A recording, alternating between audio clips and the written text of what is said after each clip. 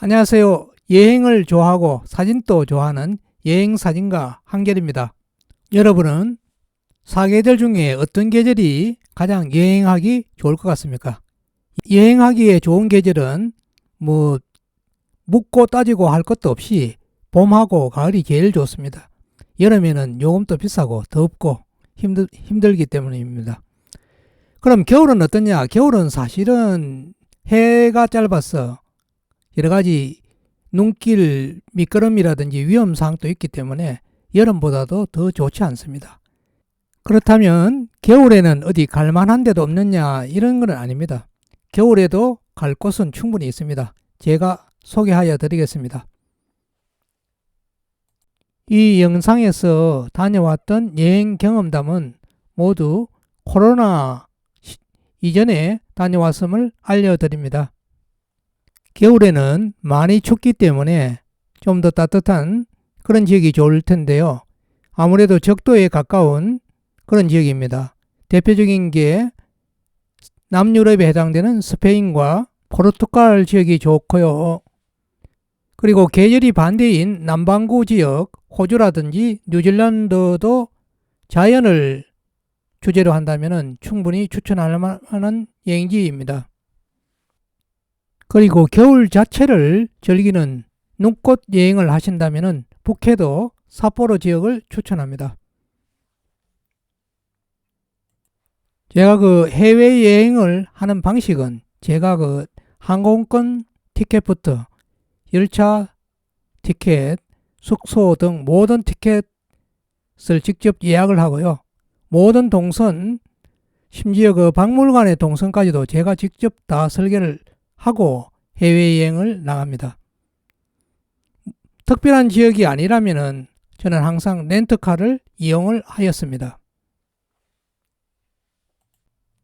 본격적으로 스페인 여행을 소개하기 전에 스페인 여행 관련 팁을 잠시 말씀드리겠습니다.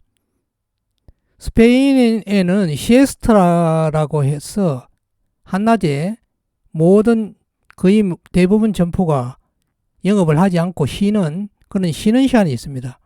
그래서 점심시간이라든지 이게 상당히 안 맞고요.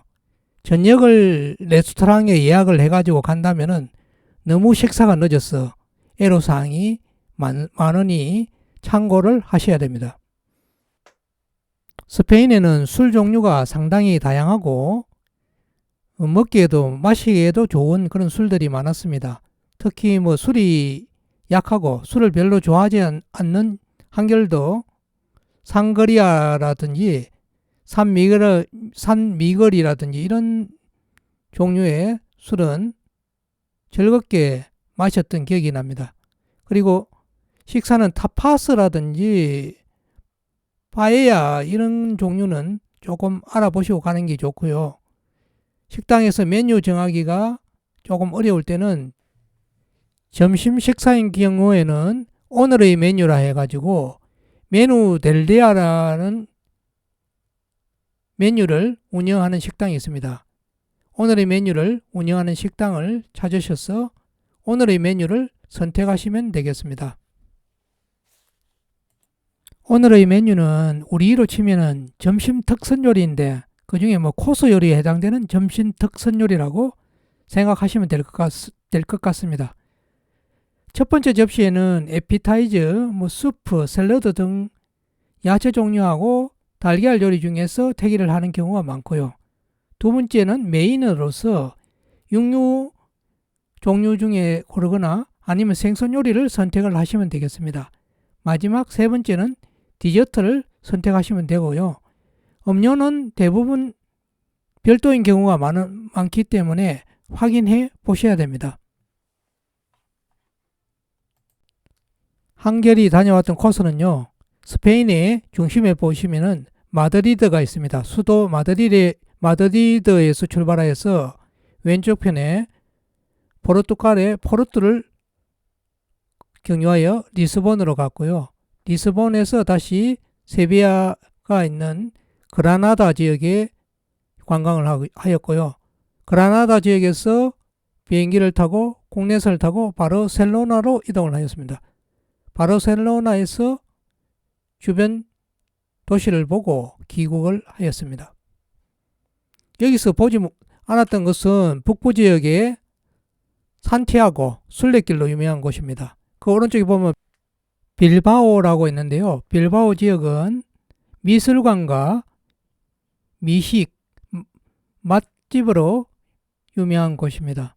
그리고 아래쪽에 보면 모로코가 있고요. 모로코 왼쪽에 카나디아 제도가 있는데 이곳이 윤식당 촬영하였던 곳입니다.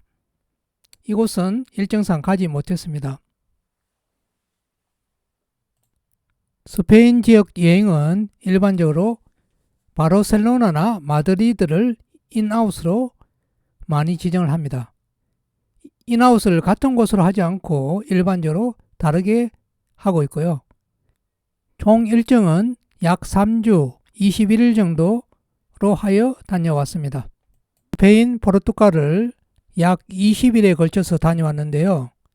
다녀왔던 지역 중에 첫 번째 첫날 마드리드를 소개하도록 하겠습니다. 마드리드에서 보아야 될 곳은요.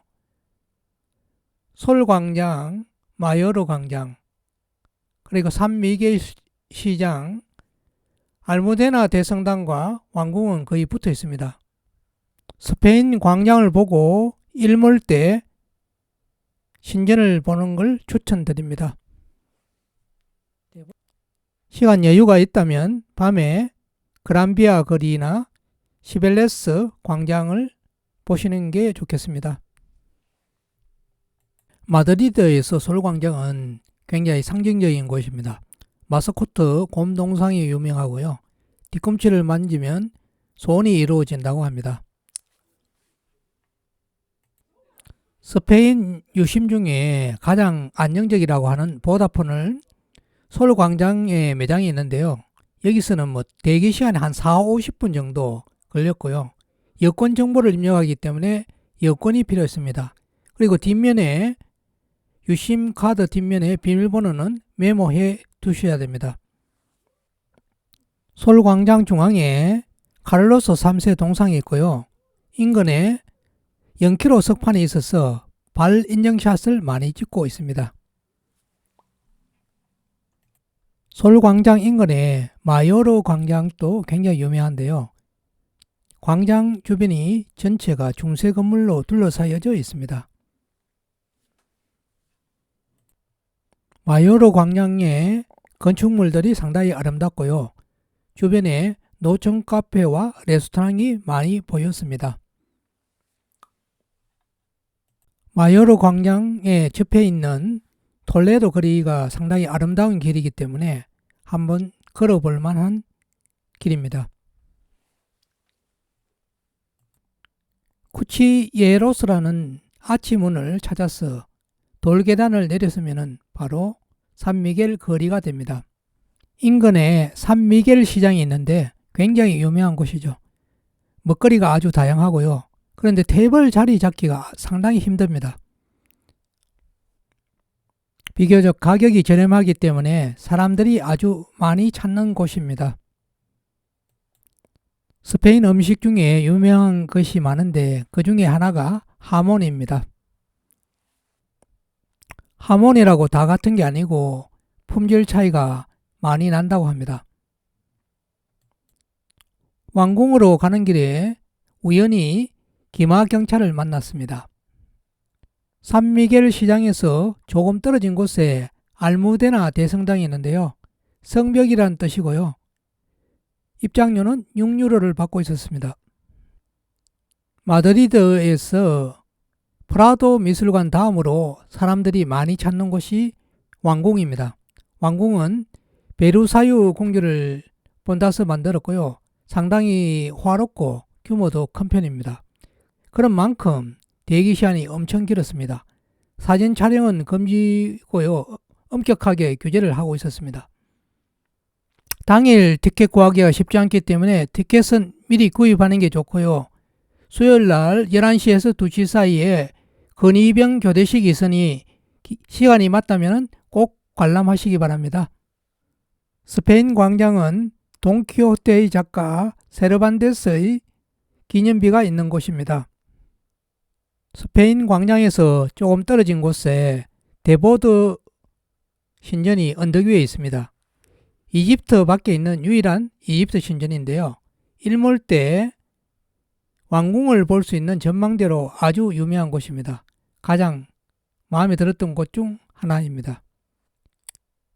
밤에 시간 여유가 된다면 그란비아 거리를 걸으면서 야경을 보는 것도 좋을 거고요. 시벨레스 광장에 가면 멋진 야경을 볼 수 있는데 저는 아쉽게 보지 못했습니다. 이렇게 첫날 마드리드 일정을 보냈는데요. 일과를 다 보낸 후 식사를 하기 위해 맛집을 찾아서 레스토랑을 갔더니 역시 문은 열려 있었는데 술만 팔고 식사는 되지 않는다 하더라고요. 아직 저녁 시간이 멀었다고. 그래서 배가 고파서 할 수 없이 패스트푸드점에 가서 저녁을 해결했습니다.